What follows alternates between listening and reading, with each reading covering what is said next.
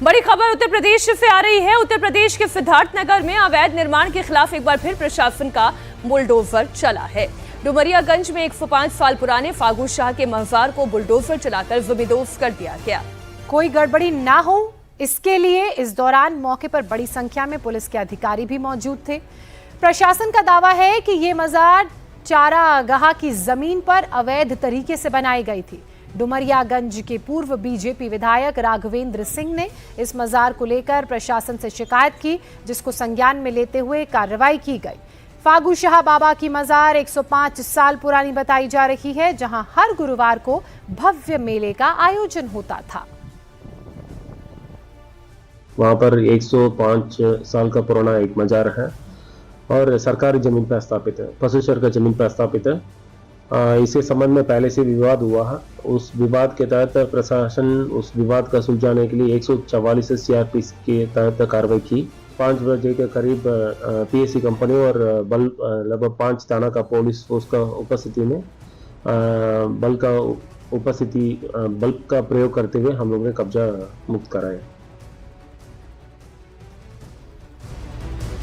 और अभी बड़ी खबर आ रही है राजस्थान के भरतपुर से, जहां पुलिस ने 400 करोड़ की ठगी के मामले में एक बड़ा खुलासा किया है। भरतपुर पुलिस ने साइबर ठगी के मास्टरमाइंड को उत्तर प्रदेश के मिर्जापुर से अरेस्ट किया है। आरोपी से पूछताछ में कई चौंकाने वाले खुलासे हुए हैं। ठगी के इस खेल में मास्टरमाइंड के साथ विदेशी पार्टनर भी शामिल था। ये पूरा नेक्सस कंबोडिया से ऑपरेट हो रहा था। कमाल की बात तो ये है कि ठग ना तो सिम यूज करता था और ना ही सोशल मीडिया अकाउंट। वो अपनी पत्नी से वाईफाई लेकर अपनी गैंग को कमांड देता ताकि उसे ट्रैक ना किया जा सके। मास्टरमाइंड आरोपी 7 बार कंबोडिया की यात्रा कर चुका है। आरोपी ने पुलिस के पहुंचने से पहले ही अपना लैपटॉप, फोन सब नदी में फेंक दिया, जिसकी तलाश में फिलहाल पुलिस जुटी हुई है। 6 गिरफ्तारियां हो चुकी थी, ये 7वां है। 6 गिरफ्तारियां हो चुकी थी और जो मेन कल्प्रिट्स थे, जिसमें कि 2 लोग थे, तो शशि था और एक ही रोहित था, रोहित शर्मा और शशि सिंह। तो उसमें ये रोहित को गिरफ्तार किया है और ये मिर्ज़ापुर में रह रहा था। अपनी वाइफ का फ़ोन के वाईफाई से टेलीग्राम को यूज़ कर रहा था। ये खुद के मोबाइल नंबर को यूज़ नहीं कर रहा था, खुद के व्हाट्सएप को यूज़ नहीं कर रहा था। तो इसमें टीम ने काफ़ी मेहनत करके इसको गिरफ्तार किया है। इसके जो लैपटॉप और मोबाइल वगैरह थे उसको इसने नदी में फेंकना बताया था। अभी मुंबई से भी एक खबर सामने आ रही है। यहाँ दरअसल दबंगई का मामला सामने आया है। ट्रैफिक चेकिंग के दौरान पुलिसकर्मी के साथ मारपीट की गई। चेकिंग के दौरान पुलिसकर्मी ने जब युवक से लाइसेंस मांगा तो वो गुंडागर्दी करने लगा। उसने अपने पिता को बुलाया और फिर पुलिसकर्मी को पटक कर मारा। ये तस्वीरें आप देखिए, जमीन पर गिरा पुलिसकर्मी और युवक उस पर कैसे हमला कर रहा है।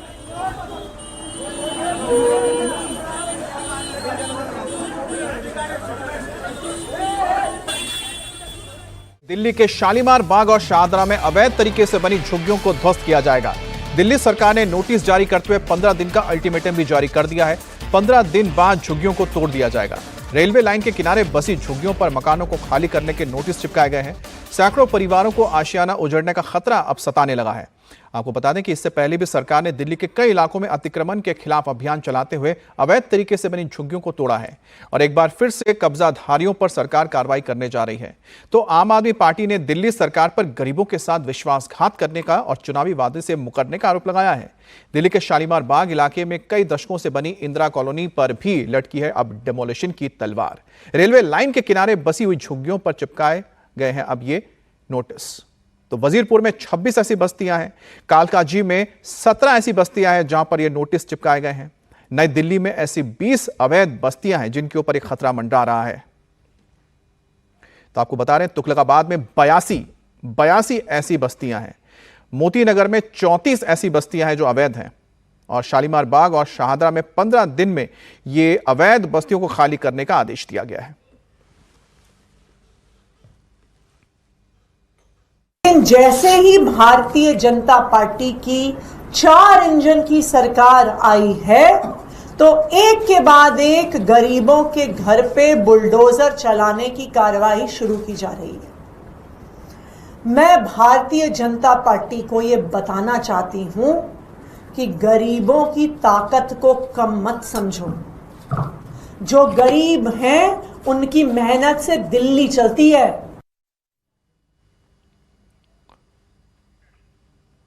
और इस खबर पर बात करने के लिए हमारे साथ अनामिका गौड़ जुड़ गई हैं। अनामिका, फिलहाल जहां पर ये नोटिस चिपकाए गए हैं उन लोगों का क्या कहना है, प्रशासन की ओर से उन्हें क्या कहा गया है? जिनसे आपने किया। अनामिका से हम फिर से संपर्क करेंगे। अनामिका, आपको मेरी आवाज मिल रही है? बिल्कुल अमित। अनामिका, मैंने आपसे ये पूछा है कि अभी हम आपको तस्वीर दिखाएं कि यहाँ पे। जी आप बताएं।